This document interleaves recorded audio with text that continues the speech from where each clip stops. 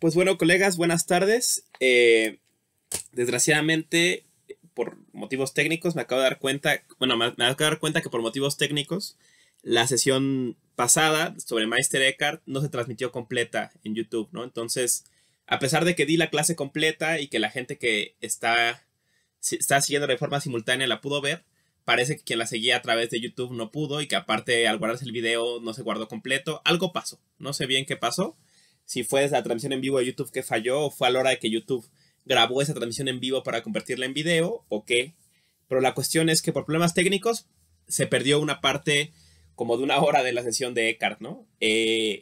Bueno, una disculpa, ¿no? Estamos, como he insistido antes, aprendiendo todavía y encontrando formas de dar clases en línea, bien sean simultáneas o diferidas o como sea, ¿no? Entonces, pues en virtud de eso, estamos viendo qué onda, ¿no? Ya es la segunda vez que hay un problema técnico con con la transmisión.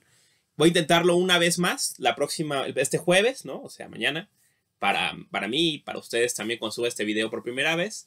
Pero, pues sigue habiendo problemas, voy a tener que buscar otra alternativa, ¿no? Veamos qué onda, ¿no? En fin, no importa. La cuestión es que, pues voy a dar lo que falta de la clase, aunque sea yo solo, ¿no? No como transmisión en vivo. Y ya, ¿no? Entonces, nos habíamos quedado Meister Eckhart, ¿no? Habíamos hablado de su vida y estábamos empezando a comentar el templo vacío, ¿no? El primer sermón de esta compilación de la que hablamos del fruto de la nada, ¿no? Lo último de lo que hablamos fue el tema de los mercaderes, ¿no? Fue en lo que se quedó la sesión, en la grabación de YouTube por lo menos, ¿no? En que, bueno, esta imagen del mercader, ¿no? Que es quien hace cosas a cambio del favor de Dios, ¿no? O sea, yo me porto bien, pero para que Dios me lleve al cielo, para que Dios me ayude o me favorezca en lo que sea, ¿no? Y es la relación del mercader, ¿no? Y recordando un poco el texto, ¿no? Justamente se hace una analogía con la figura del mercader en este episodio de la vida de Jesús, ¿no? En que llega al templo y hay gente vendiendo mercancías en el templo, entonces Jesús los echa, ¿no? Estamos todos investigando por qué Jesús quiere un templo vacío, ¿no? Y la primer momento de este análisis de Eckhart es la imagen del mercader, ¿no? Entonces, ¿quiénes son estos mercaderes? Pues estas personas, decíamos, que quieren hacer algo o se portan bien o siguen los mandamientos de Dios o lo que sea a cambio del favor de Dios, ¿no? Hablamos de cómo muchas formas de religión tienen esta idea de intercambio, ¿no? De que uno hace algo a cambio de que Dios lo favorezca y que Eckhart critica esta visión de la religión como una visión parcial, ¿no? Veremos más adelante este fenómeno más claro, ¿no? Siguiendo con la glosa, ¿no? Leemos abajo, ¿no?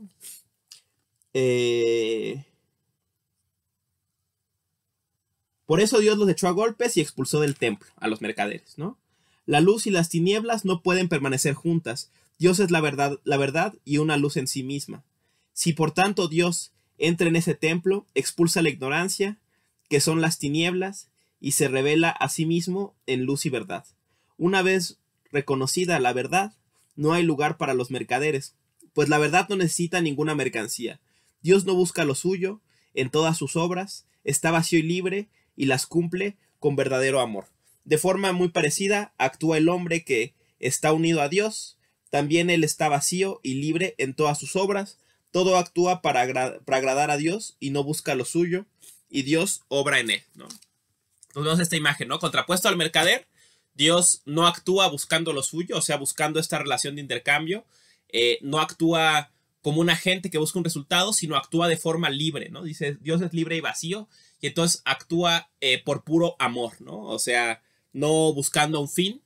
Y la idea es que también la persona que es en Dios, ¿no? O que actúa a través de Dios, o que Dios actúa a través de ella, ¿no? Que veremos esto desarrollándose más adelante, también está libre y vacía, ¿no? Y tampoco actúa buscando lo suyo, ¿no? Esta idea de no actuar buscando lo suyo recuerda mucho a un concepto taoísta, unos básicos conceptos del taoísmo, que es el Wu Wei, ¿no? El no hacer o el hacer sin acción, ¿no? Veremos a lo largo de esta glosa, ¿no? Como ya mencioné sobre la importancia de Eckhart, ¿no? Fuertes analogías de su experiencia religiosa, de su plasmada, ¿no? A través de estas claves cristianas, con las experiencias de lo sagrado, plasmadas en las tradiciones extremorientales, ¿no? Y decíamos cómo Eckhart sirve como una especie de piedra roseta de tradiciones, mostrando cómo, a pesar de ser tan distantes, personajes como Eckhart, de Dogen en Japón, de Linchi en China, de la tradición taoísta en China, de Bodhidharma en China, de Nagarjuna en la India, de quien sea, ¿no? Sigue habiendo una conexión en una experiencia común, ¿no? Una experiencia común análoga de lo sagrado, que claro, Eckhart da a explicar en términos de la Biblia, y tal vez Dogen o tal vez Bodhidharma lo van a explicar en términos de los sutras budistas, pero que es una experiencia con muchas analogías, ¿no? O que es muy parecida. Aquí veremos pues uno de estos ejemplos que serán abundantes a lo largo de este texto, ¿no? Y que será justo la cuestión, ¿no? Vamos a ver el fragmento 38 del Tao Te Ching, ¿no?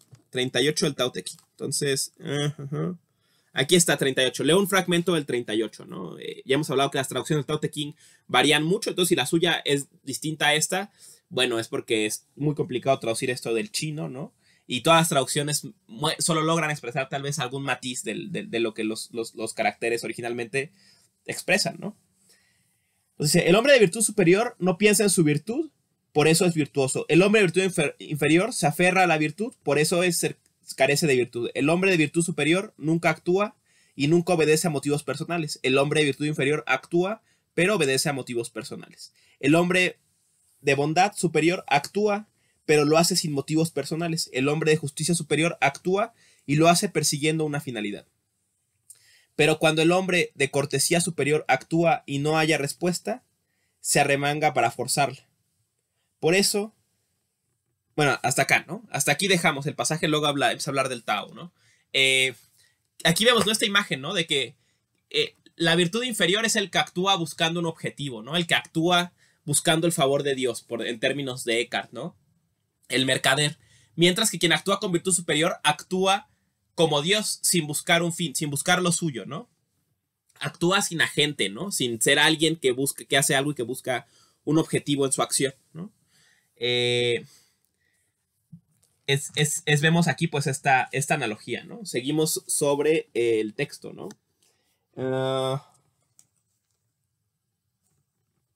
Dice, sigue sobre la idea de vacío, Eckhart, ¿no? Si quieres vaciarte absolutamente de toda mercancía, de forma que Dios te deje estar en el templo, todo lo que hagas en tus obras debes cumplirlo únicamente por el amor de Dios y permanecer tan vacío de todo como vacía es la nada, que no es ni aquí ni allí, ¿no? Entonces ahí está, ¿no? O sea, si quieres actuar realmente en consonancia con Dios, no es necesario que, la actitud del mercader de intercambiar con él, portarte bien a cambio de un favor es la adecuada, sino es actuar vacío, ¿no? Vacío de intención personal, de buscar lo tuyo, como actúa Dios, ¿no? Tienes que estar vacío tú como vacía es la nada, ¿no? Y vemos aquí entonces que la naturaleza de la nada y la naturaleza de Dios y la naturaleza de la persona unida a Dios, ¿no? O de una parte del alma o lo que sea del individuo, tienen la naturaleza de la nada, ¿no? De estar vacías, ¿no? Seguimos, ¿no? Con Eckhart, ¿no? Entonces, sigue, ¿no? Sobre esta contrastada a los mercaderes, ¿no? Dice...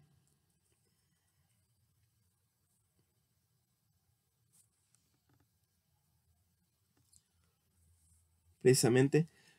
Dice, todos ellos son buena gente, se refiere a los mercaderes, todos ellos son buena gente, que cumplen con sus obras únicamente por amor a Dios y no buscan en ello ningún beneficio. Y sin embargo, lo hacen con apego a lo propio, al tiempo y a la cantidad, al antes y al después. En estas obras reside la dificultad de cara a la consecución de la verdad suprema. Deberían ser libres y vacíos como libre y vacío es nuestro Señor Jesucristo, quien en todo tiempo, sin cesar y fuera del tiempo, se concibe de nuevo a sí mismo, de su Padre Celestial, y en el mismo ahora sin cesar. Lleno de gratitud, nace de nuevo, perfecto, en la altura paterna, con igual dignidad. De la misma manera debería ser el hombre que quisiera concebir la verdad suprema y vivir en ella sin un antes ni un después, y sin obstáculo por causa de las obras o las imágenes que haya podido llegar a entender. Debería estar vacío y libre como concibiendo de nuevo el don divino de aquella hora, volviendo a darle nacimiento sin obstáculo en la misma luz, lleno de amor en nuestro Señor Jesucristo, ¿no? Vemos otra vez esta imagen, ¿no? O sea, el mercader, bueno, es una buena persona, ¿no? O sea, la persona que practica la caridad cristiana para irse al cielo, bueno, no dona dinero, ni alimenta a los enfermos, ni visita a los presos, ni todas estas clásicas pruebas de la caridad cristiana para obtener un beneficio, ¿no? O sea, o directo, o sea, no es como, ay, voy a ver los presos y me van a pagar a cambio, ¿no? Pero sigue haciéndolo, como dice Eckhart aquí, pensando en el antes y el después, ¿no? Entonces, yo hago esto ahorita, pero porque después me voy a ir al cielo, ¿no? O sea, entonces sigue habiendo esta noción de antes y después. Dice, en cambio, y aquí volvemos a una imagen típica agustiniana, ¿no? En cambio, para Dios no hay antes ni después, ¿no? Ya lo mencionamos cuando vimos a Schopenhauer, ¿no? Dios existe en el ahora, ¿no? El tiempo es parte de la creación, entonces para Dios todo pasa en el ahora, ¿no?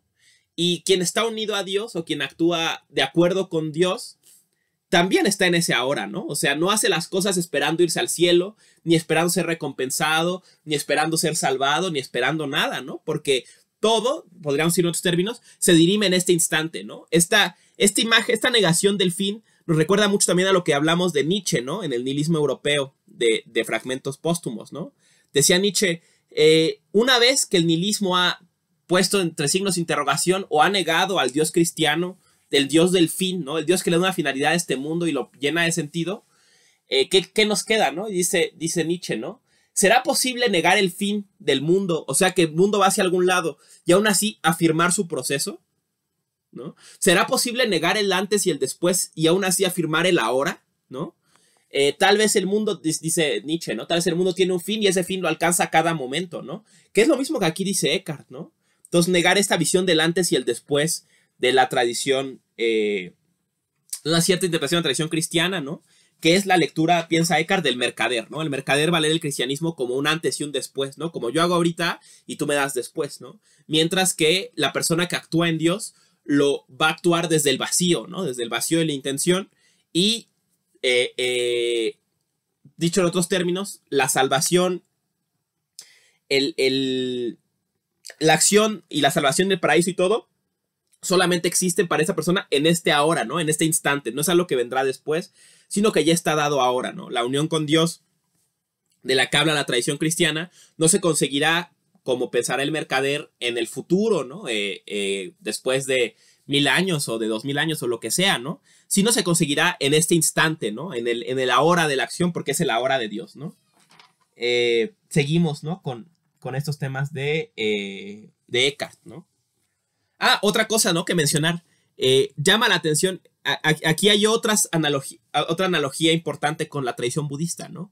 Existe una idea en el budismo, ¿no? Vamos a verla más a detalle cuando hablemos de las tradiciones de la India, ¿no? Pero uno de los conceptos claves de las tradiciones de la India y que el budismo hereda de ahí es la noción de karma, ¿no? Sin entrar mucho detalle en la noción de karma, la idea del karma es que nuestras acciones dejan una especie de residuo, ¿no? Y en la tradición budista la idea es que ese residuo va quedando en el universo, digamos, ¿no? O sea, yo suelo usar la analogía con un sartén, ¿no? O sea, cuando cocinas con un sartén, pues va generándose ahí un cierto, cochambre en el sartén, por decirlo, con el uso, ¿no? Y cada vez se va desgastando un poco y un poco y un poco y un poco y un poco, ¿no? Y se va acumulando esto hasta que queda, pues, inutilizable, ¿no? Algo parecido pasa con el karma, ¿no? Las acciones van dejando un residuo, una carga, un peso que van pesando, ¿no? Y el problema es que las acciones que hacemos hoy pesan todas las acciones que se han hecho en el pasado, ¿no? Entonces la existencia se hace pesada, piensa el budismo, ¿no? O sea, pesa todo sobre esa acción, ¿no? Y además lo que hagamos en este instante pesará sobre el futuro, ¿no? En cambio, piensa el budismo que lo que busca, uno de los objetivos de la práctica del desapego, ¿no? De librarnos del apego a la identidad, el apego a la gente en la acción, el apego a la subjetividad, el apego a la noción de sustancia, todos estos desapegos, ¿no? A lo que llevan es a una acción sin agente, ¿no? O sea, parecido a lo que decíamos hace rato del Wu Wei en la tradición taoísta, ¿no? ¿Y qué es este Wu Wei, no? Es una acción espontánea que nace en el ahora y que no genera un residuo, ¿no? Que nace fuera del flujo del karma porque, digamos, nacería libremente y no sería hecha por un agente, ¿no? Ejemplos típicos de esta acción suelen ser las acciones performáticas en el arte, ¿no? O sea, el haiku, ¿no? O sea, cuando un monje medita y de pronto al despertar del zazen profesa un haiku profundo y que expresa su experiencia, es una acción impersonal, ¿no? Que nace espontáneamente. O el trazo de tinta china sobre el papel blanco, ¿no? Es una acción espontánea y en esa acción nace, digamos, la idea es que se nacería espontáneamente y no con el peso del karma de, ay, aprendí de mi maestro que se pinta así, tengo que imitar la tradición y luego lo voy a legar a la tradición que va a ser maravillosa, lo que sea, ¿no? En ese sentido mencionábamos también, ¿no? Cuando di la clase originalmente, ¿no?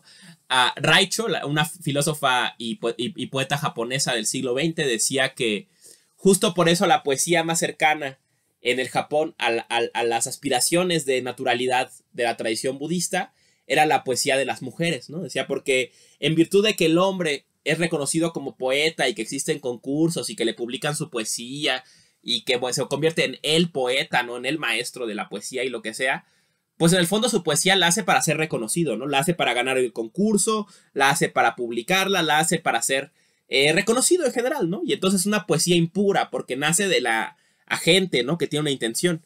En cambio de ese Raicho, ¿no? La poesía más pura en el Japón y más cercana a los ideales de naturalidad del budismo es la poesía de las mujeres, ¿no? Porque en virtud de que las mujeres no son reconocidas como poetas, no se les publica, no se les permite concursar, no se les permite nada. Cuando una mujer escribe un poema, piensa Raicho, lo hace de forma pura, lo hace naturalmente porque no hay ningún objetivo, no va a ganar nada al hacerlo, no tiene ningún fin. Entonces es una acción espontánea y que nacería, como diría Eckhart, ¿no? De la hora de Dios, ¿no? O de la naturalidad sin antes ni después del budismo, ¿no? Guarden esto, ¿no? Esta analogía igual será más clara en la medida en que entremos más a temas de las tradiciones extremo-orientales y pues volveremos a reconocer esta importancia de Eckhart, ¿no? Con esta conexión de la experiencia de lo sagrado, ¿no? Y luego dice, bueno, pero ¿de qué está vacío, no? O sea, ¿de qué está vacío Dios? ¿Y de qué está vacío la persona que vive en Dios, no? O sea, ya dijimos que está vacía, pero ¿vacía de qué, no?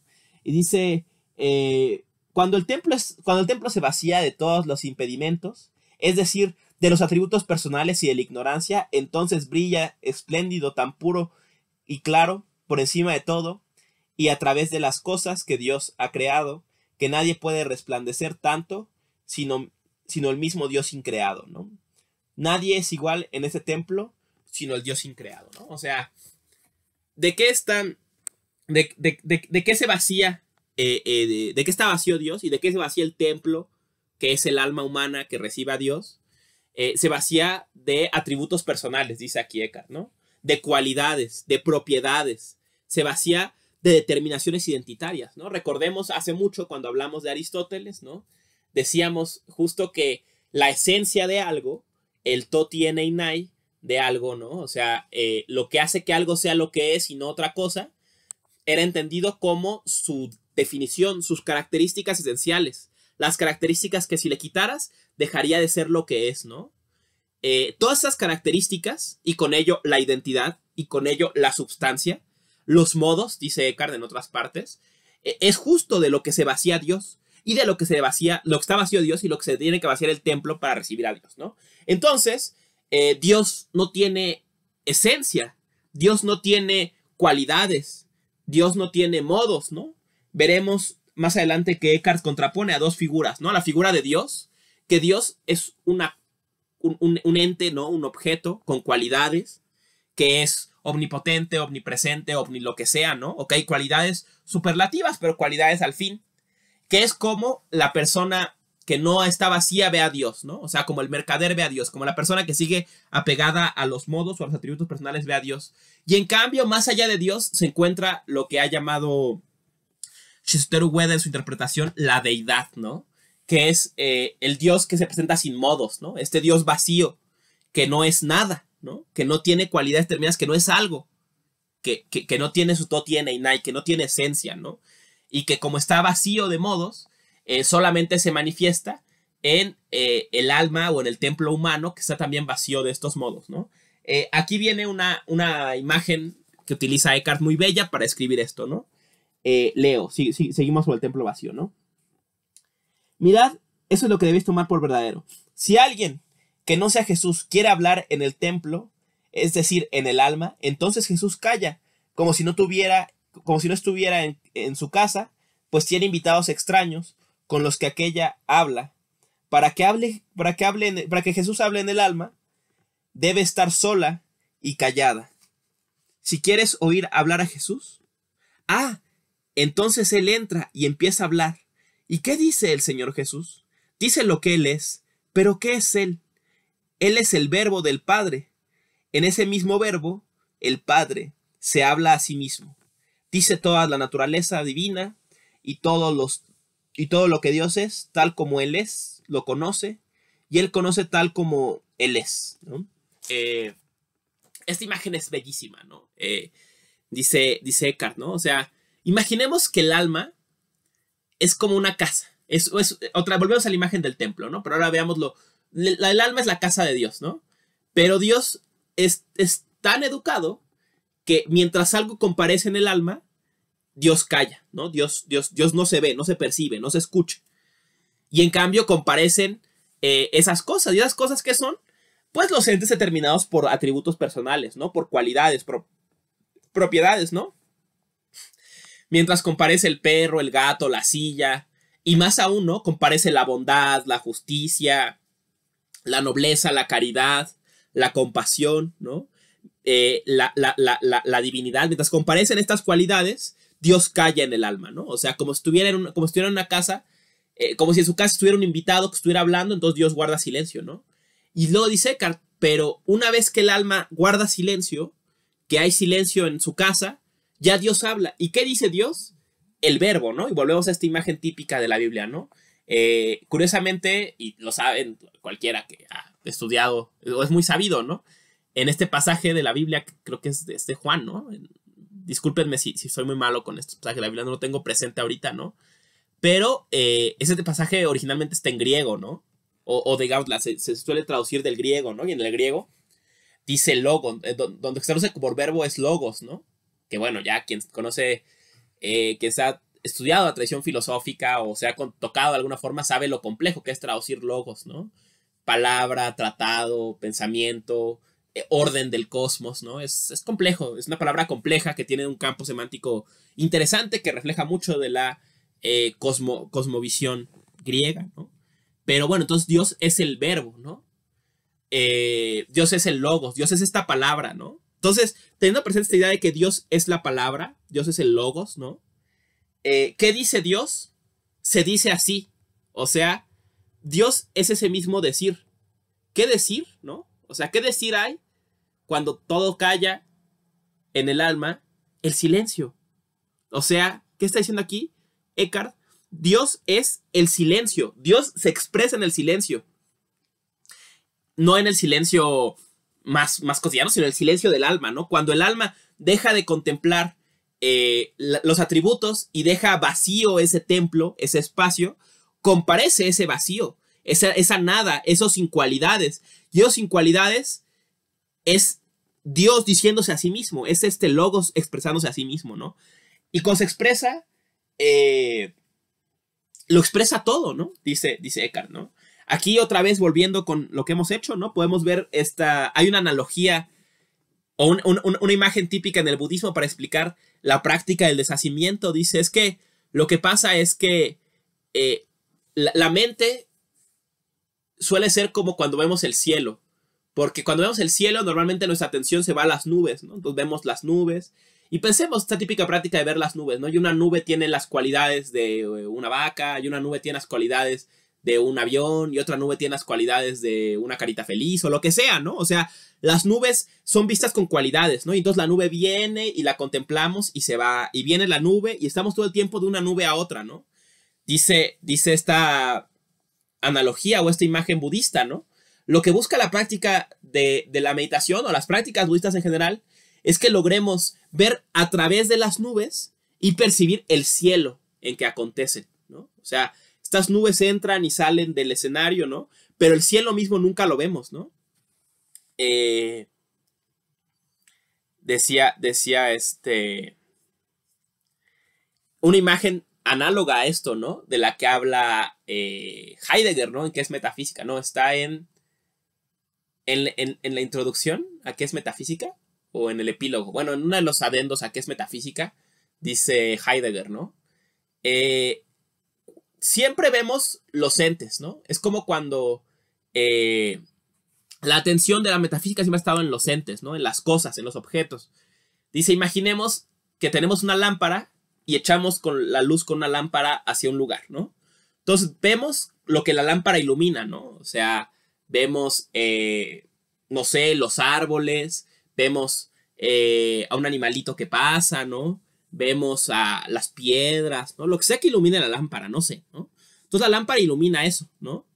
Pero para iluminar, la lámpara misma, imaginaos una lámpara de mano, echa el haz hacia enfrente y ella misma se retrae, ¿no?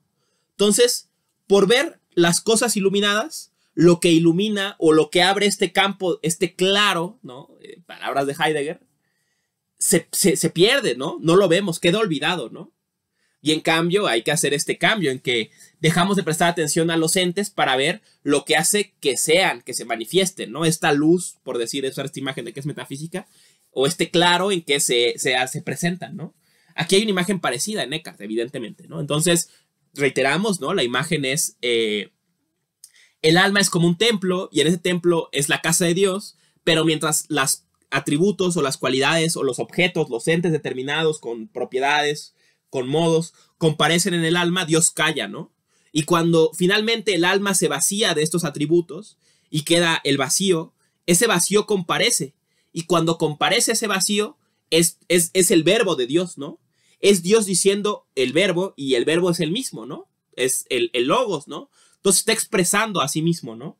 ¿Y cómo se expresa? Como vacío, como silencio, como nada, ¿no? Aquí está. Esa es la cuestión en Eckhart, ¿no?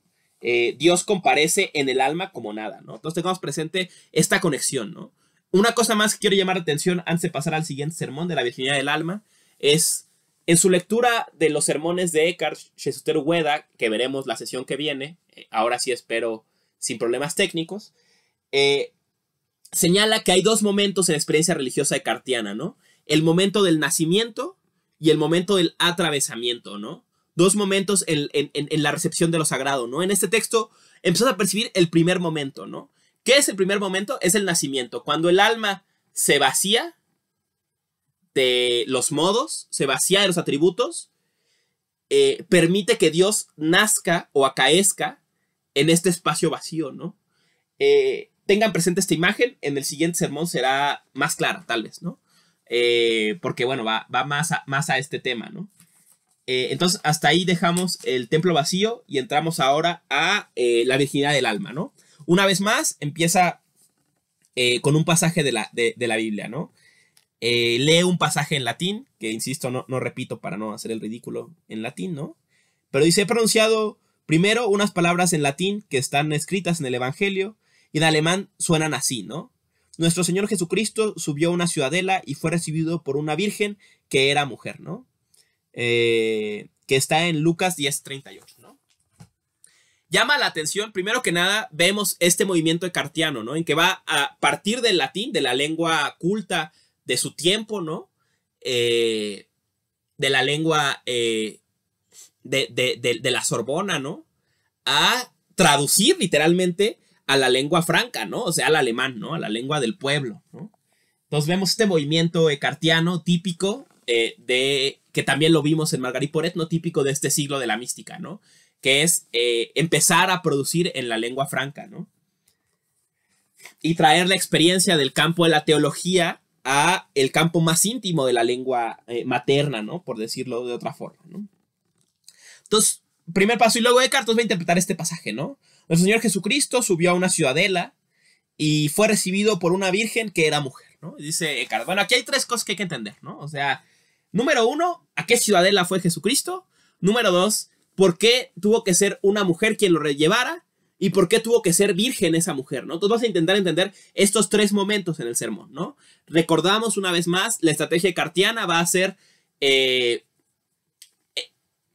tomar estos pasajes de la Biblia, de la vida de Jesús en particular, e interpretarlos como imágenes que expresan una experiencia religiosa, no hacer, en términos de Nishitani, como dijimos, una lectura fenomenológica. O sea, no está pensando Eckhart que estas historias de la vida de Jesús describan literalmente lo que le pasó al personaje histórico Jesús, si es que eso fuera importante de alguna forma, sino que expresan momentos de la experiencia religiosa, ¿no? Momentos pues sí, ¿no? De la experiencia de lo sagrado, ¿no? Y aquí vamos a ver otro de esos momentos. Ya vimos cómo o qué significaba, según Eckhart, el momento del vaciar el templo, ¿no? De la vida de Jesús. Ahora veremos qué significó que llegara a la ciudadela acompañado por una mujer que además era, una virgen que además era mujer, ¿no? Entonces empieza Eckhart, ¿no? Bueno, ¿qué significa ser virgen, no? Recordemos otra cosa importante, ¿no? Y ya la mencionamos antes. Muchos de estos sermones de Eckhart van a ser dictados a comunidades de monjas, ¿no? O sea, Eckhart era un maestro espiritual de las monjas. Entonces, está dirigido a comunidades preeminentemente femeninas, ¿no? Tengamos presente que es el interlocutor de los sermones de Eckhart, o las interlocutoras de los sermones de Eckhart, sería más correcto decir, o de la mayoría probablemente, ¿no? Entonces, tengamos presente esta cuestión, ¿no? Entonces dice Eckhart, ¿no? Virgen indica a alguien que está vacío de toda imagen extraña, tan vacío como todavía no era. Sigue más adelante. Si antes bien estuviera en el ahora presente, libre y vacío por amor a la voluntad divina, para cumplir sin interrupción, entonces verdaderamente ninguna imagen se me interpondría y yo estaría verdaderamente virgen como lo era cuando todavía no era. O sea, ¿qué significa virgen? La virginidad, piensa Eckhart, no tiene que ver con nuestra vida sexual, tiene que ver con estar vacío, tiene que ver con estar despojado de atributos, ¿no? Realmente todas y todo, no es, diremos adelantándonos un poco, lo que es virgen en nosotros no son nuestros genitales, es nuestra alma, ¿no? Nuestra alma está virgen cuando se vacía, ¿no? Cuando está como un templo vacío, entonces es virgen. Y aquí agrega otra imagen interesantísima, ¿no? Cuando es vacía, como cuando todavía no era, ¿no? Hay una imagen budista que utiliza, que veremos también cuando hablemos de Weda, ¿no? Para esta idea, dice el budismo, ¿cuál era tu rostro antes del nacimiento de tus padres? ¿Cómo era tu rostro? ¿Cuál era tu rostro antes del nacimiento de tus padres, ¿no? ¿Cómo eras antes de tener cualidades? ¿Cómo eras antes de ser tú, ¿no? ¿Quién eras antes de ser tú, ¿no? Es una pregunta interesante que aquí Eckhart dice, ¿no? Antes de ser tú eras completamente virgen, no tenías ninguna cualidad, no había ninguna cualidad en ti, ¿no? Eras puro vacío, vacío y libre, ¿no? Eso es para Eckhart la virginidad, ¿no? Entonces, es una cualidad admirable que el alma sea virgen, ¿no?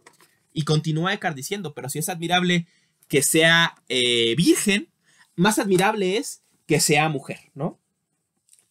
Leo otra vez de Eckhart, ¿no? Ahora, atended y observad con aplicación. Si el hombre fuera siempre virgen, no daría ningún fruto. O sea, la virginidad del alma, lo virgen no da fruto.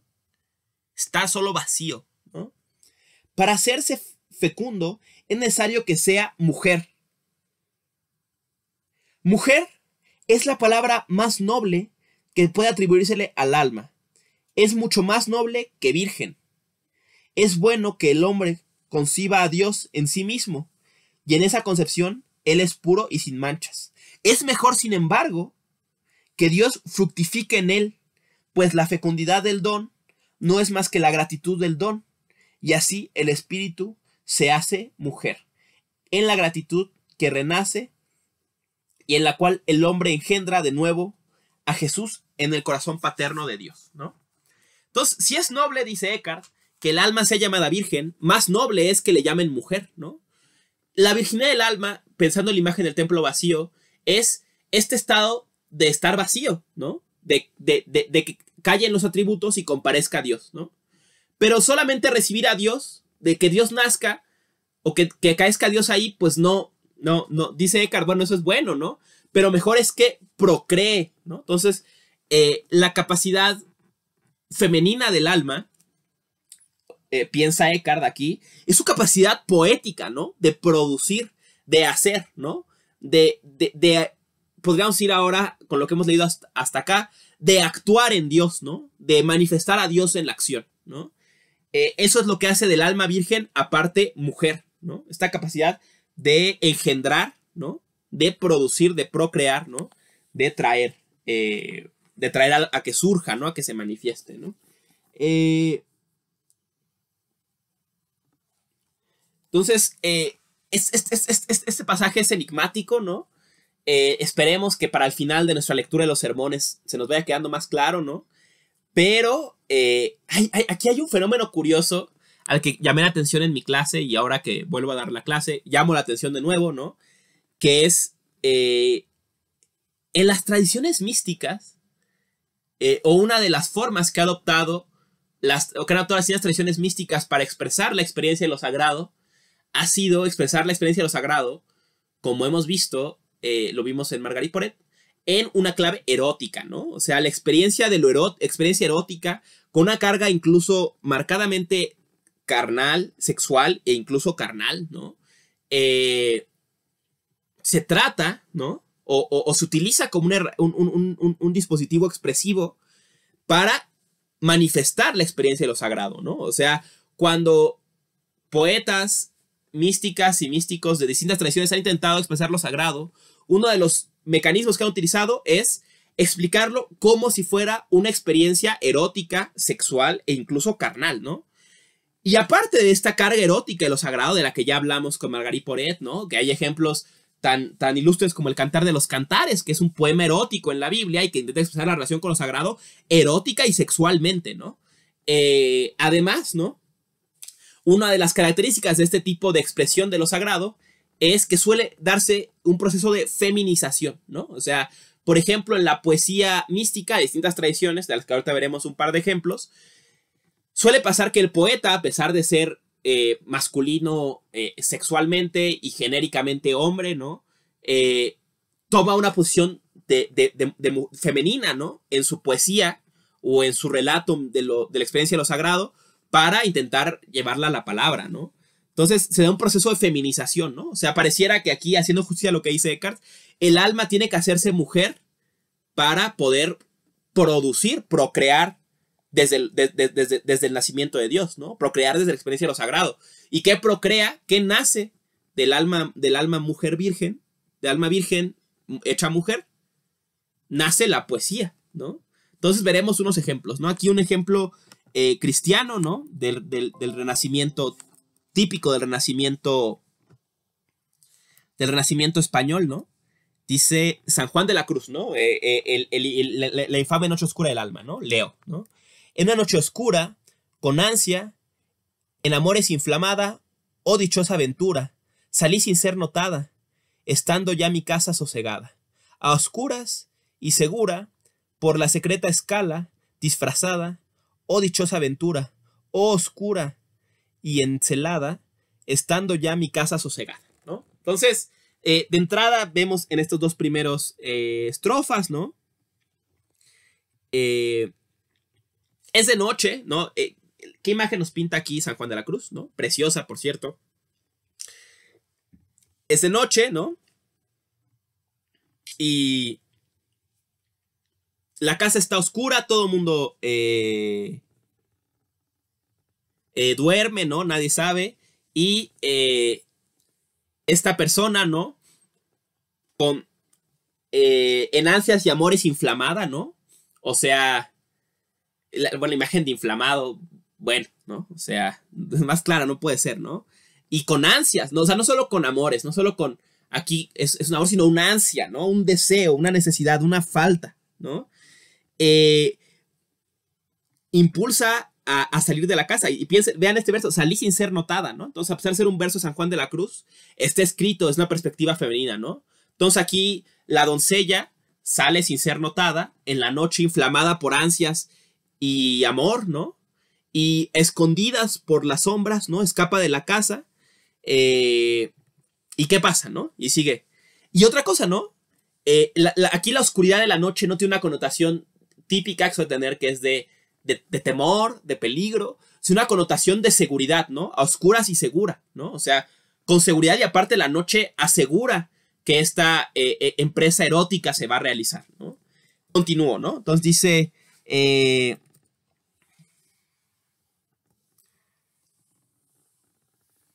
apuesta me guiaba Me brinqué un verso, disculpen, ¿no? En la noche dichosa, en secreto, que nadie me veía, ni yo miraba cosa, sin otra luz y guía, sino la que en el corazón ardía, ¿no? Entonces, bueno, aquí está. Lo único que la mueve es la llama del corazón, que la mueve esta labor erótica a la que va ella, y escondida por la noche y nadie la ve, ¿no? Hacia dónde va, ¿no? A cuesta me guiaba, más cierto que la luz de mediodía, a donde me esperaba, quien yo bien me sabía, en parte, donde nadie parecía, ¿no? O sea, donde no hay nadie me voy a encontrar con alguien con la cobertura de la noche, ¿no? Oh noche que guiaste, oh noche amable, más que la alborada, oh noche que juntaste amado con amada, amada en el amado transformada, ¿no? Con exclamaciones, ¿no? Oh noche que juntaste amado con amada, amada en el amado transformada. Seguimos, ¿no? Bueno. En mi pecho florido, que enteró para él solo se guardaba, en mi pecho florido, que entero para él solo se guardaba, allí quedó dormido, y yo le regalaba, y el ventalle de cedros aire daba. El aire de la almena, cuando yo sus cabellos esparcía, con una mano serena en mi cuello hería, y todos mis sentidos suspendía. Quédeme y olvídeme, el rostro recliné sobre el amado, cesó todo y dejéme, dejando mi cuidado entre las azucenas olvidado, ¿no? Aquí está, ¿no? La noche oscura de San Juan de la Cruz, ¿no? Literalmente, ¿no? Podemos pensar aquí, hay un relato, ¿no? De una doncella que escapa en la noche de su casa, escondidas, ¿no? Movida por un deseo erótico, ¿no? ¿Qué deseo erótico? El de encontrarse en un lugar apartado con el amado, ¿no? Y pasar la noche con el amado, ¿no? Y finalmente terminar durmiendo juntos, ¿no? En toda la acepción de la palabra, ¿no? Acariciando su cabello, su cuello, ¿no? Y olvidada de sí, ¿no? En los brazos del amado, ¿no? Piensen, ¿no? Entonces, ahora presenten esto, que es con este poema, o con estos poemas, que está San Juan de la Cruz intentando explicar cómo se siente el alma, o cómo se sintió él en su encuentro con lo sagrado, ¿no? Su encuentro con lo sagrado fue como encontrarse con un amante en secreto en la noche, ¿no? Donde nadie veía, pero aún así el alma sentía calma andando por esta noche, ¿no? Y se encontró con su amado y se olvidó de sí, ¿no? Sin entrar, bueno, en detalles de analizar a San Juan de la Cruz, quiero que reconozcamos este proceso, ¿no? O sea, llamo la atención sobre esta herramienta que está utilizando aquí San Juan de la Cruz y que veremos que aparece en otras formas de poesía mística, que es la de feminizarse, ¿no? O sea, para describir la experiencia erótica, o sea, pensemos, la experiencia erótica no se expresa al revés, o sea, no hay San Juan de la Cruz, yo estaba escondido y entonces me salí de mi casa y me encontré con mi amada en el Prado, ¿no? Sino es ella, San Juan de la Cruz, posicionándose en la posición, tomando la posición de la doncella, quien se encuentra con el amado en el Prado, ¿no? Entonces, hay un proceso de feminización, ¿no? Y es la feminización una herramienta poética para expresar la experiencia erótica de lo sagrado, ¿no? Ahí está, ¿no? Dicho así, ¿no? Vamos a otro ejemplo, ¿no? Que es el de, ahora nos vamos a la India, ¿no? Denme un momento, ¿no? Estoy recorriendo mis copias.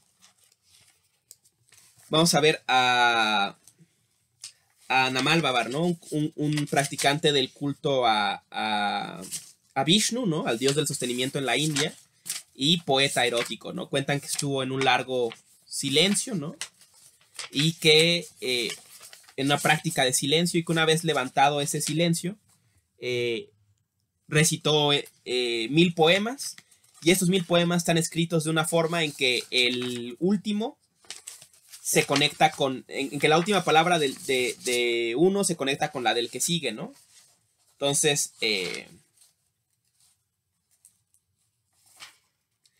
justamente se crea un poema larguísimo, ¿no? Entonces, denme un momento, era el 9910. Esta traducción que vamos a ver, ¿no? Dando crédito a mi estimadísima profesora y gran especialista tanto en poesía mística como en tradiciones de la India, Elsa Cross, ¿no? No sé si ya se publicó esta traducción, creo que iba a aparecer en el fondo, ¿no? Pero bueno, es una compilación de la profesora de poesía mística de la India, ¿no? Y aparte está traducida en verso, entonces es una maravilla, ¿no? Bueno, les leo, ¿no? Sobra aclarar, ¿no? Que al igual que pasó con San Juan de la Cruz,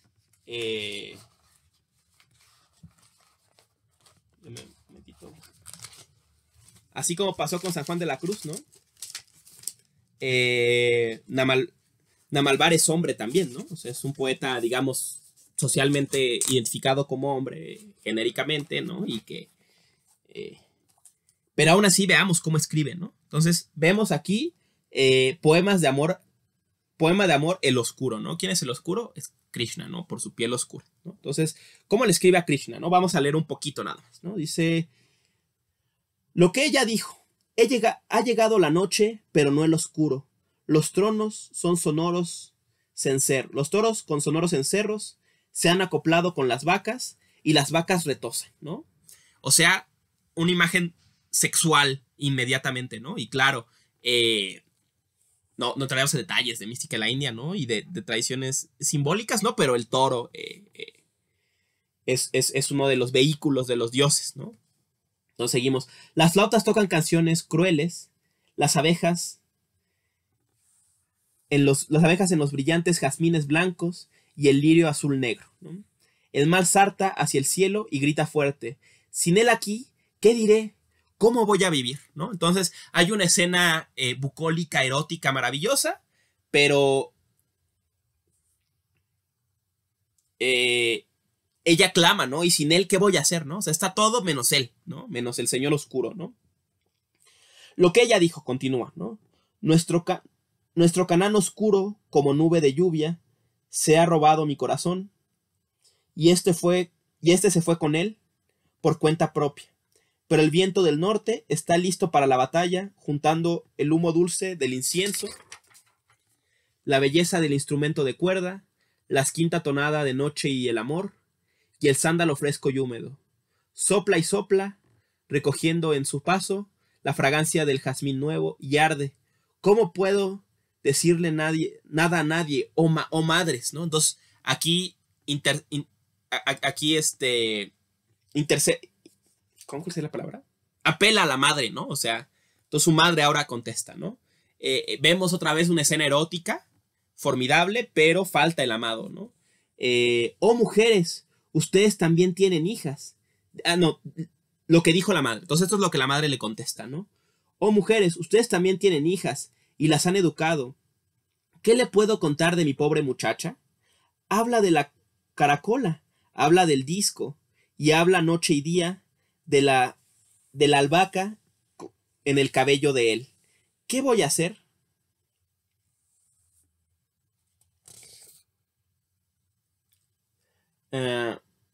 Leemos más adelante. ¿Eres tú, pajarito? Cuando te pedí que fueras, como mi mensajero, ante el gran señor a decirle de mi pena, te demoraste, ¿no fuiste? He perdido mi aspecto, mi piel morena palidece. Anda a buscar a otro, que te ponga cosas dulces en el pico, vete ya. Veamos a otro más, si hay otro más interesante.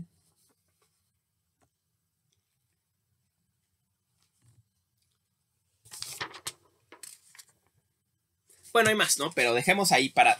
vemos la imagen, ¿no? O sea, si entrar en análisis más profundos de la poesía mística de la India en el culto a Krishna y todo este tema, ¿no? Vemos, ¿no? Otra vez el proceso de feminización, ¿no? Entonces, el poeta que decíamos, ¿no? Namalvar es hombre, ¿no? O se identificaba como hombre, ¿no? Hasta donde sabemos, se pone en la posición de la doncella, ¿no? En estas escenas eróticas, deseando o esperando al amado, ¿no? Entonces, vemos otra vez en una poesía completamente distante, temporal e históricamente en muchas cosas de la de San Juan de la Cruz, otra vez este proceso de feminización, ¿no? Y esto lo conectamos, volvemos a Eckhart, ¿no? Con la idea de que el alma para producir, para procrear, para hacer poiesis, ¿no? Hacer poesía, desde lo sagrado tiene que hacerse mujer, ¿no? Y que la cualidad más admirable del alma no es que sea virgen, piensa Eckhart, sino que sea mujer, ¿no? Seguimos con Eckhart, ¿no? Dice, y después de que el alma virgen recibe al amado, estoy parafraseando, ¿no? Va a aparecer la imagen del año, ¿no? Pasa un año, ¿no? Que aquí está la idea de la gestación, ¿no? Esta es la imagen de la gestación, ¿no? De un embarazo, ¿no? Y viene en el año el fruto, ¿no? El fruto de este encuentro. Y se llamó a estos dos, ¿no? Al alma y a Dios, esposos, ¿no? Volvemos otra vez, ¿no? En estas imágenes eróticas, ¿no? Decíamos un poco en broma, un poco en serio, desde hablar de Marguerite Porete, ¿no? Que uno de los grandes mitos de la crítica al cristianismo y que, bueno, en parte Nietzsche lo podemos atribuir, pero la verdad es que ha sido mal entendido completamente, es que la idea de que el cristianismo niega el cuerpo y niega el erotismo, ¿no? El cristianismo nunca niega el erotismo, ¿no? O sea, no podría, porque Dios es amor a final de cuentas, ¿no? Entonces es lo erótico, es el mundo de lo erótico, el mundo donde Dios se manifiesta, ¿no?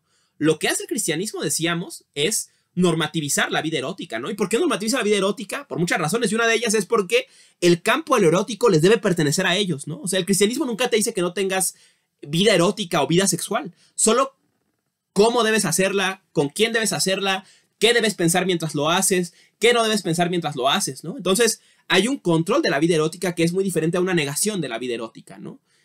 Al contrario, la vida erótica es tan es tan central al cristianismo que la imagen fundamental de la conexión con Dios es el casamiento, ¿no? Se dice, ¿no? Que cuando venga el apocalipsis, Dios se casará con su iglesia, se reconectará con su casa o la gente que lo siguió, ¿no? O lo que sea, ¿no? ¿Y qué pasa cuando te casas, no? ¿Cómo se consume el matrimonio en el cristianismo? Todos lo saben, ¿no? Entonces, ahí está, lo erótico es fundamental en el cristianismo, ¿no? Simplemente está normativizado completamente, ¿no? Que es lo que es cuestionable, ¿no? Si el cristianismo no está en contra de que tengamos una vida erótica, solamente que la tengamos como ellos quieren, ¿no? Esa es la cuestión, ¿no? Mientras que veremos en otros momentos otras tradiciones que van a negar la vida erótica con otros motivos, ¿no? De otras formas, porque sí la van a ver como una amenaza, el erotismo como una amenaza, ¿no? Por ejemplo, porque alimenta el deseo, ¿no? Y el deseo es la causa del sufrimiento. Entonces, lo veremos en otras tradiciones, pero en el cristianismo no vamos a encontrar, me parece, una negación burda de la sexualidad, sino una normativización, que es muy diferente, ¿no? Seguimos, ¿no? Sobre Eckhart, ¿no?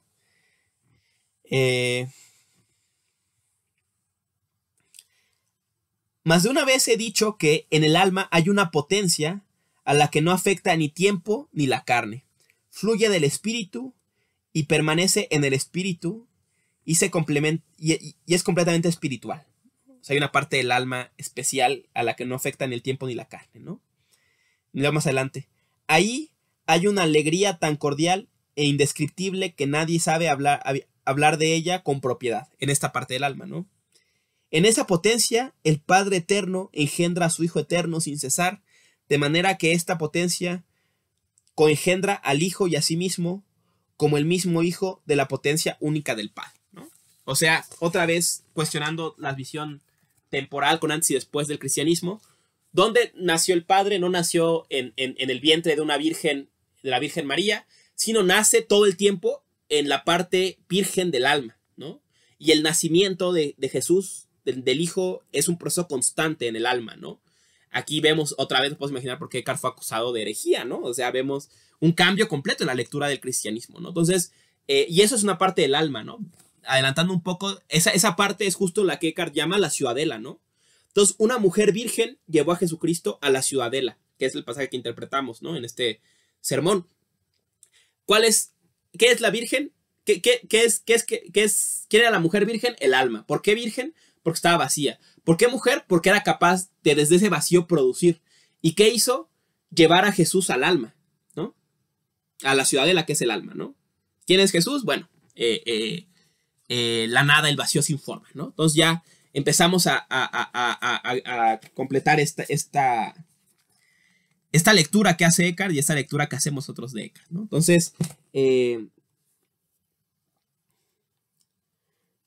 leemos ahora habla sobre el instante, ¿no? Eckhart, ¿no? Dice, pues el instante en el que Dios creó el primer hombre y el ahora en el que el último hombre desaparecerá y el ahora en el que yo habito son iguales, del que yo hablo son iguales en Dios y no son más que un solo y el mismo ahora, ¿no? Esta otra vez, ya la mencionamos antes, es una idea que está presente al menos desde Agustín, que es la idea de que Dios está más allá del tiempo. Entonces, para él todo pasa ahora, ¿no? O sea, el ahora de la creación, el ahora de este momento, el ahora del fin del mundo, todos son el mismo ahora, ¿no? Y en este caso, pues también para quien habita en o quien encuentra el regocijo en esta parte femenina y virgen del alma, solamente hay ahora, ¿no? No habría ni antes ni después, ¿no? En términos más radicales, ¿no? Muy budistas, claro, quien habita en ese lugar ya está en el paraíso, ¿no? Ya está en Dios, ya está en la eterna contemplación de Dios, ¿no? Ya no lo median ni apocalipsis, ni pecado, ni nada, ¿no?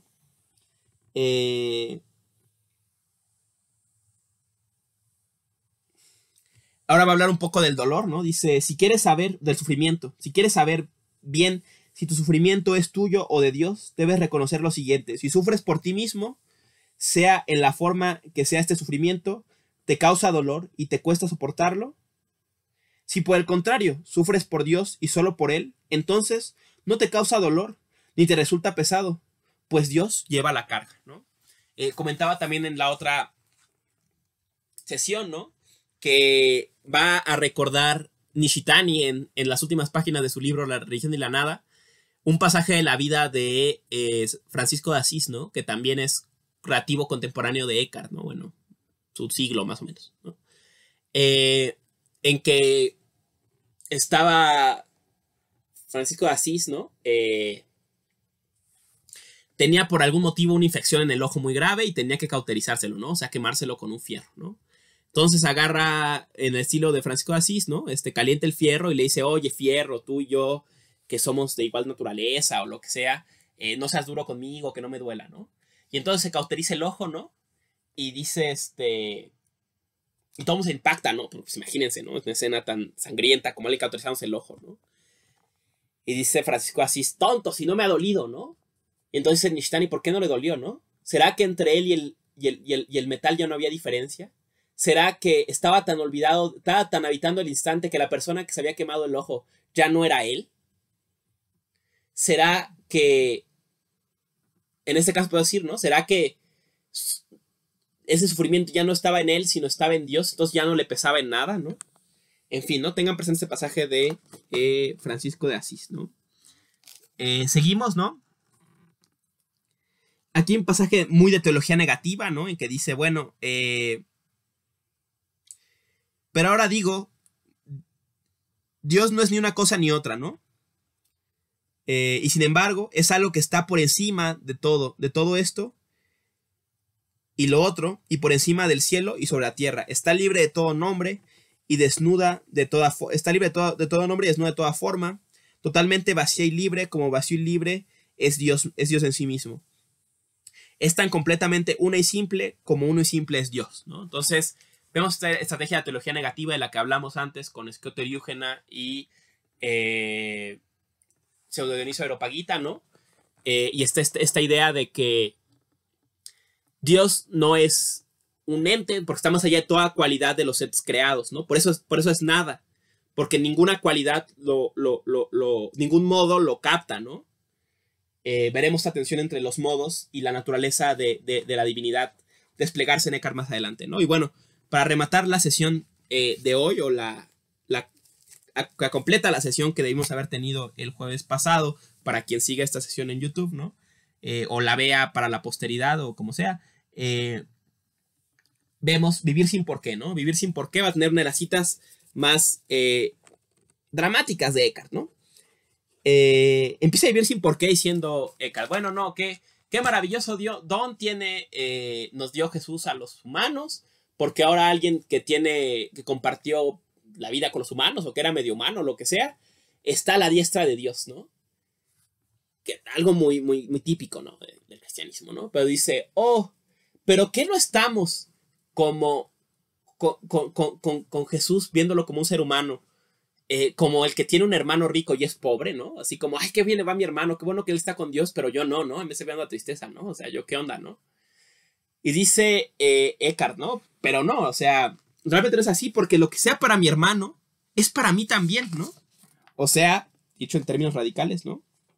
De algún modo yo también vivo a la diestra de Dios, ¿no? O sea, si Cristo está a la diestra del Padre, pues también yo, como su hermano, estoy ahí, ¿no? Y cómo vivo desde ahí, ¿no? Y entonces va a ir la discusión de qué significa vivir sin por qué, ¿no? De qué tenemos que librarnos para vivir sin por qué, ¿no? Dice, quien quiere permanecer sin mediación en la desnudez de la naturaleza, tiene que haber salido de todo lo personal. Número 1, salido de todo lo personal. De manera que se alegre del bien tanto del hombre que está más allá del mar, a quien nunca ha visto con los ojos, como del hombre que está con él y es su fiel amigo. Mientras te alegras más del bien de tu persona que el bien del hombre que no has visto nunca, verdaderamente algo no anda bien en ti y todavía no has mirado un solo instante en aquel fondo simple, ¿no? Entonces aquí está, ¿no? O sea, el primer paso es renunciar a todo lo personal, ¿no? Y renunciar a lo personal, o sea, a las cualidades, a las propiedades, a los modos, a las esencias, a las sustancias, ¿no? Es renunciar a las diferencias, ¿no? A la diferenciación, ¿no? Esta idea de que hay... Y la imagen de Cartiana es preciosa, ¿no? O sea, mientras te dé más gusto que le vaya bien a tu hermano, que le vaya bien a tu mejor amigo, a que le vaya bien a alguien que vive en Nigeria, que no conoces, que nunca has visto, sigues viviendo en las diferencias, ¿no? Análogamente, ¿no? Un maestro budista vietnamita del siglo XX, Thich Nhat Hanh, el maestro Thich Nhat Hanh, importante por su activismo contra la guerra de Vietnam y por la paz desde el budismo y demás, relata en sus sermones un episodio habla sobre la no diferenciación, ¿no? Y dice, nosotros en nuestro templo en Vietnam recibimos muchas cartas de gente que nos cuenta de los horrores que viven en el mundo, ¿no? Un día nos llegó una carta que relataba la historia de una niña pequeña que había sido violada y asesinada por unos piratas en algún lado, ¿no? Entonces unos piratas la habían violado y la habían asesinado, ¿no? Y yo sentí mucha rabia, ¿no? Y al leer la carta sentimos rabia, ¿no? Y claro que nos da impotencia y coraje que estamos acá en Vietnam y no podemos hacer nada. Y dice, quisiéramos a veces agarrar una pistola, ir y matar a este tipo, ¿no? O sea, por esta cosa tan horrible que hizo, ¿no? Y es inevitable no sentir empatía e identificarte y reconocerte en esa niña y el sufrimiento que debió haber tenido en este proceso tan terrible, ¿no? Y entonces pregunta dolorosamente Thich Nhat Hanh, ¿pero qué no, al hablar así, seguimos posicionados en las diferencias entre, ay, sí empatizo con la niña, pero el pirata era un monstruo, era un animal, ¿no? O sea, la niña sí me puedo reconocer en ella, pero en el pirata no. Dice Thich Nhat Hanh, ¿qué no sería válido preguntarnos qué vida llevó este pirata para que su vida llegara a un punto en que una acción así tuviera sentido? ¿No? ¿Qué sufrimientos, qué problemas, qué doloroso es que haya un mundo en que crezca gente creyendo que tiene sentido matar y violar a una niña, ¿no? Entonces decía Thich Nhat Hanh, ¿no? Realmente no viviremos en una verdadera empatía mientras no podamos empatizar tanto con la niña como con los piratas que la atacaron, ¿no? Y sentir un dolor terrible por lo que a ella le pasó, igual que sentir un dolor terrible por cómo ellos llegaron a esto, ¿no? Claro, esta posición de Thich Nhat Hanh, aparte de ser controvertida, además en el ambiente moderno, es radical, ¿no? Pero justamente apunta algo muy parecido a esta no diferenciación de la que está aquí hablando Eckhart y muestra una vez más la tremenda similitudes que tienen los planteamientos eckartianos con los planteamientos budistas, ¿no? Continúo, ¿no? Entonces, primera cosa en la que hay que librarnos de todo lo personal, ¿no? De las diferenciaciones, de las distinciones, ¿no? Segunda cosa, hay que librarnos de todo lo creado, ¿no? Pero librarnos de lo creado, aquí hay un pasaje interesante, dice Eckhart, dice, nos preguntamos qué arde en el infierno, los maestros comúnmente dicen que la voluntad propia, pero en verdad yo digo que en el infierno arde la nada. Entonces, librarnos de las cosas, dice Eckhart, es librarnos de la nada. Pero ¿de qué nada está hablando aquí, no? Es un poco complejo este pasaje, ¿no? Si ya dijo que Dios es nada. ¿De qué nada nos estamos librando aquí, no? Dice, esta nada de la que habla Eckhart aquí la puedo entender en un sentido parecido al no ser en el sofista, ¿no? Recordarán ustedes, ¿no? Que en el sofista de Platón, ¿no? Es el famoso texto de que se comete el parricidio, ¿no? En que Platón va a negar la máxima del maestro Parménides, ¿no? Y sostener que hay un sentido en que el no ser es, ¿no?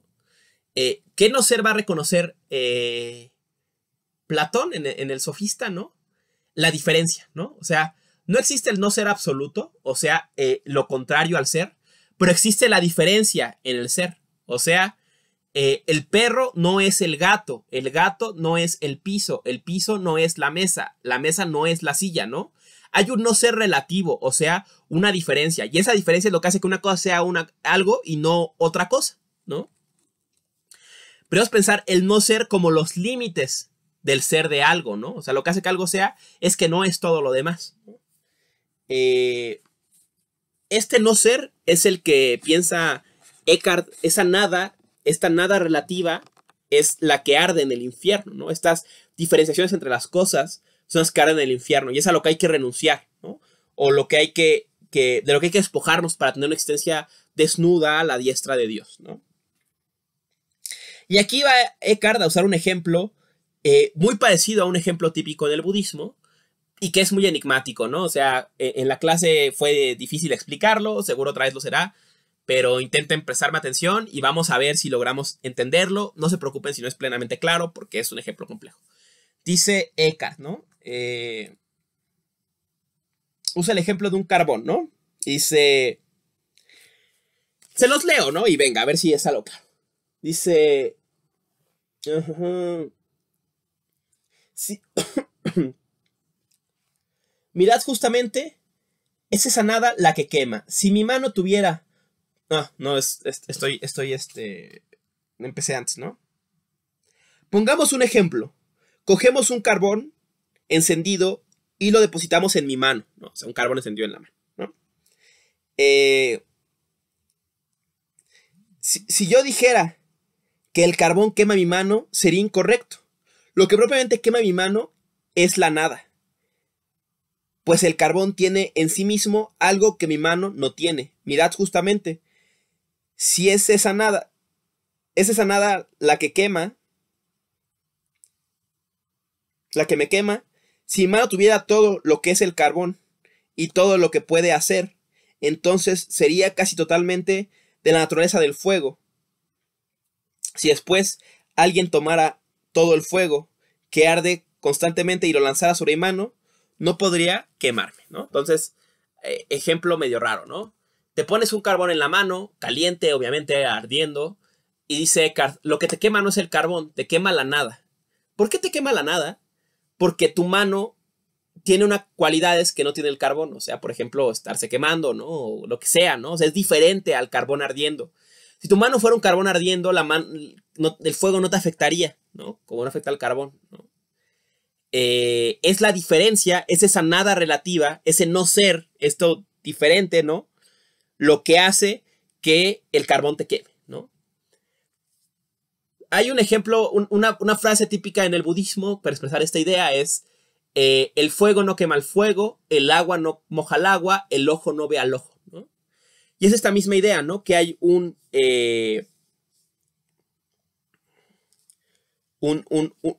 y justo expresa para la diferencia y la no diferencia, ¿no? No entro mucho detalle en el ejemplo budista, pero solo vean lo parecidos que son los dos ejemplos, ¿no? Del carbón que no es como la mano, O el carbón caliente que no quema el carbón caliente.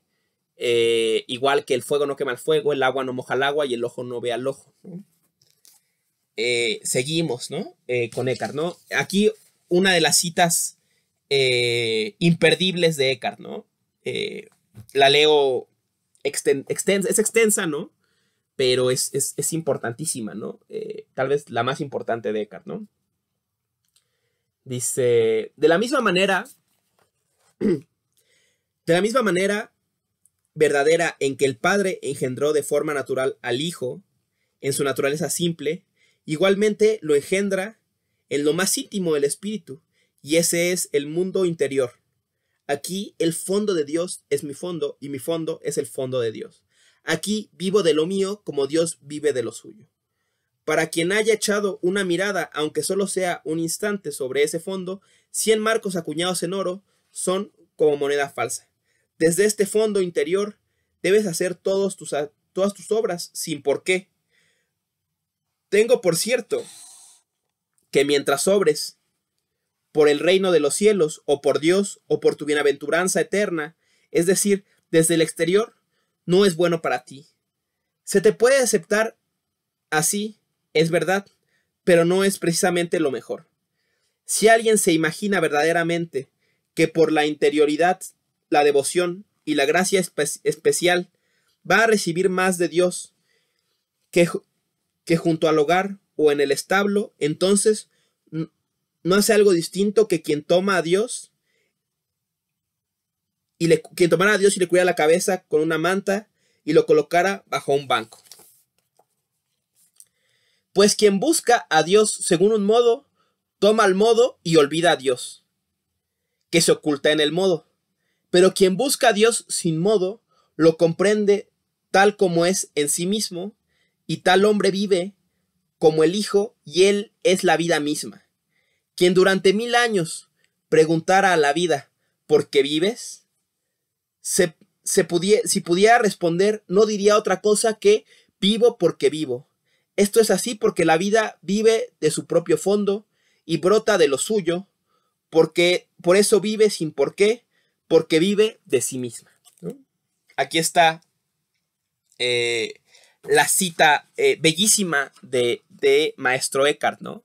Vamos a intentar diseccionarla para ir ya terminando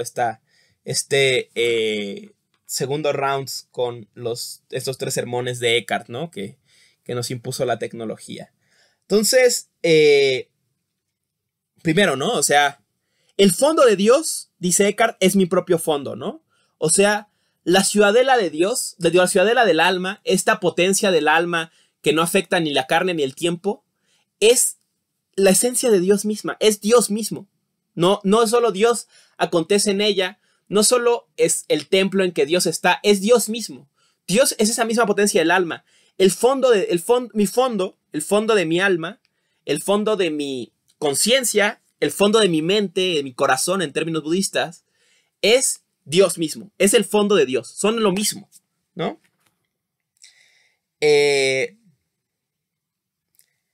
Aquí vivo de lo mío, cuando estoy en mi fondo vivo de lo mío como Dios vive de lo suyo. ¿Por qué? Porque, en un típico prosa mística, porque me he deificado, porque soy uno con Dios, ¿no?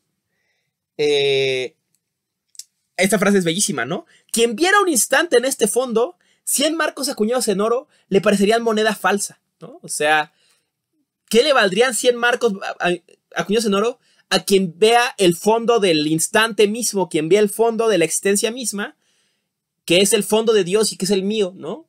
Todo ya, o sea, ¿qué le podrías ofrecer que le conmoviera, ¿no? Luego sigue, ¿no? Otra vez, ¿no? O sea, si tú actúas por la bienaventuranza de Dios y porque Dios te salve, dice, pues la verdad es como alguien, esta imagen del banco es medio rara, ¿no? Pero imagina como alguien que secuestrara a Dios y lo ultimara que les diera algo, ¿no? A ver, Dios, sálvame, ¿no? Llévame al cielo si yo me porté bien, ¿no? Dice, bueno, si te acepta que seas así, ¿no? Ok. Pero lo ideal sería que fueras distinto, ¿no?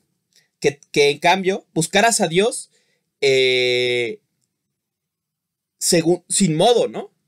Quien busca a Dios en los modos, se queda con los modos y pierde a Dios. Quien busca a Dios en la belleza, en la justicia, en la compasión, en la caridad, en la ascética, se queda con las éticas, se queda con la caridad, se queda con la santidad, se queda con la pureza y pierde a Dios, ¿no?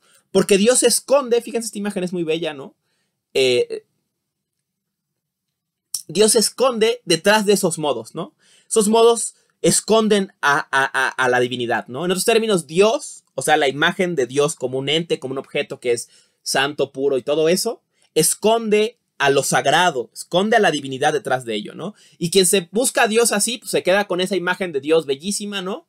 Y pierde este fondo, ¿no? De lo sagrado. Pero quien busca a Dios en lo sagrado, lo encuentra como es Él, sin modo, ¿no? ¿Y dónde lo encuentra? En sí mismo, ¿no? En su alma, ¿no? Y quien vive en ese fondo,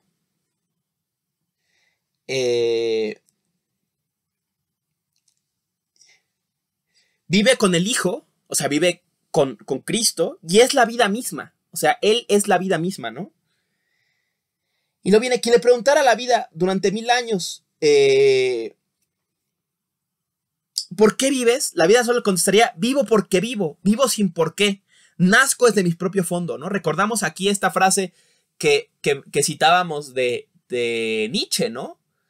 En el mundo que nace de la hora, negamos el fin, pero afirmamos el proceso, ¿no? La vida solo es porque surge de su propio fondo, ¿no? Algo más a lo que llamar la atención. Ah, claro, ¿no? Está este tema de... ya mencionamos la imagen de los méritos. Bueno, si no la menciono otra vez, porque no me acuerdo si quedó esa grabada o no, ¿no? En las crónicas del acantilado azul, ¿no? De unas crónicas de discursos y diálogos de maestros budistas de extremo-orientales, ¿no? Se abre con un diálogo entre Bodhidharma, el monje que llevó el budismo a China, y el emperador, ¿no? Entonces está Bodhidharma caminando, ahí va caminando, y de pronto se encuentra al emperador, ¿no? Y el emperador le dice, Bodhidharma, yo me convertí al budismo, y he hecho que todo mi reino se convierta al budismo, y aparte he financiado no sé cuántos miles de templos, y aparte he comprado muchos sutras, y los he traducido, o he pagado porque se traduzcan, y mantengo a muchos monjes, y he construido muchas imágenes de Buda, y he hecho 1000 cosas, ¿no? ¿Qué mérito he ganado yo en esta práctica o haciendo todo esto por el budismo? Y entonces Bodhidharma le contesta, ninguno, ¿no? Ningún mérito, no has generado ningún mérito. Obviamente esto indigna al emperador, ¿no? Y el emperador le dice, ¿pero cómo? ¿Y tú quién eres para decirme eso? Y entonces Bodhidharma le contesta, no sé, ¿no? No sé quién soy yo. Y el emperador queda impresionado, no recuerdo bien qué pasa, ¿no? Pero se queda así en shock. Y entonces Bodhidharma le agrega vacío, no santidad, ¿no? Es, bueno, como recuerdo el diálogo, ¿no? Pero justo muestra esto, ¿no? O sea, yo ya di todo esto por Dios, ¿qué me va a dar Dios a cambio? Y Bodhidharma le contesta desde esta posición tan ecartiana, pues nada, ¿no? O sea, nada. Y si tú quién eres, y aquí otra vez Bodhidharma, una posición ecartiana, olvidado de toda cualidad personal, de toda diferencia, de todo lo creado, le dice, pues no sé, ¿no? No sé quién soy yo, ¿no? Y cuando el otro dice, pues qué onda, el otro dice vacío, no santidad, ¿no? Terminamos, ¿no? Esta sesión con dos cuestiones, ¿no? Dice...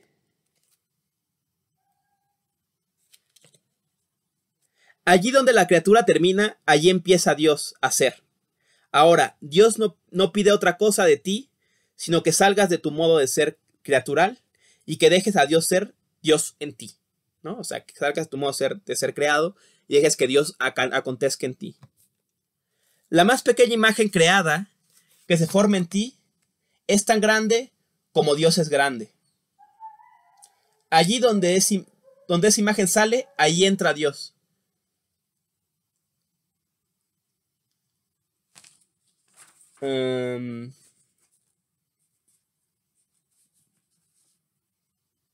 Bueno, aquí recordar un pasaje que creo que ya mencionamos, ¿no? En que dice, creo que es el templo vacío, pensé que era este, ¿no? Pero bueno, no importa. Que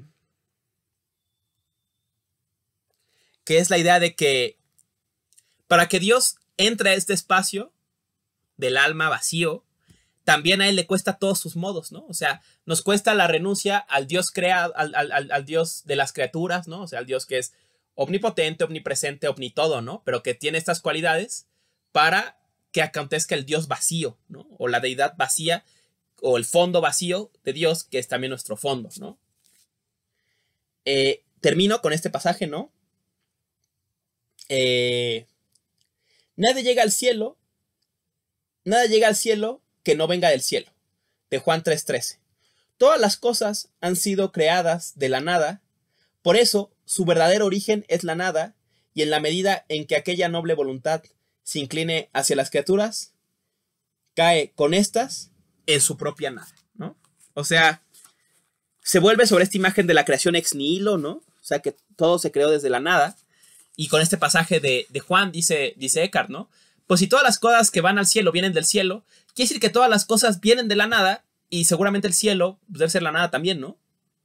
Y más aún, ¿no? Si afirmamos lo que dijimos de la hora, quiere decir que lo que había antes de la creación era nada, lo que habrá después del apocalipsis es nada, y que ahora mismo está aconteciendo esa nada también, ¿no? Porque todos ahora son la misma hora. El ahora del primer hombre, el ahora que yo habito y el ahora del fin de los tiempos, para Dios el mismo ahora, y para quien vive en Dios es el mismo ahora, piensa Eckhart, ¿no? Entonces, la creación ex nihilo quiere decir que todo es nada, ¿no? Que todo en el fondo es nada, o viene de la nada, o su naturaleza es la nada, ¿no? Y que de donde se produce todo es nada, ¿no? O en otros términos, ¿no? Volviendo a la imagen del alma, o del claro de la luz, o del cielo y las nubes, ¿no? Para terminar esta sesión. Todo lo que acontece, donde se crea y se destruye y se manifiesta, donde las nubes se forman y pasan y se disuelven, es nada. Y esa nada es el fondo de Dios, que es mi fondo, ¿no? Entonces la práctica religiosa no espera una salvación en el futuro, piensa Eckhart, sino el reconocimiento de esta nada, de este vacío, de este origen, que es a la vez Dios y el cielo y el fin y todo, ¿no? Y que ya está aquí ahora, ¿no? No va a venir después, ¿no? Sino se va a conseguir a partir del autovaciamiento, ¿no? Entonces, ahí está. Segunda vez que doy esta clase por problemas técnicos. No hay falla, estamos aprendiendo. Muchas gracias a quien la siga otra vez. Disculpen por el hiato, ¿no? Pero no había tenido chance de hacerlo. Y nos vemos mañana, jueves 21, ¿no? Vamos a ver el fruto de la nada, el sermón El fruto de la nada. Vamos a ver Los pobres de espíritu y Marta y María de Eckhart, ¿no? Y aparte les pido que lean Libertad y lenguaje en el maestro Eckhart y el budismo zen, que viene en una compilación de ensayos de Shizutaro Ueda, que se llama Zen y Filosofía, ¿no? En el grupo de Facebook, que está en la descripción, y al que ya, si están tomando el curso, sería buena idea que pertenecieran. Está un link de Mega en el que pueden descargar el libro en PDF, y creo que igual, aunque no lo descarguen de ahí, no es difícil de conseguir, ¿no? Cualquier problema que tuvieran, por favor, escríbanme. Muchas gracias. Una vez más, una disculpa por este problema técnico. Espero que no se repita. Y si se repite, pues volveré a dar las clases, ni modo, ¿no? Aunque esté hablando solo hora y media aquí en mi casa, ¿no? Ni hablar. Muchas gracias, colegas. Nos vemos próximamente y seguimos en contacto. Y ya. Hasta luego.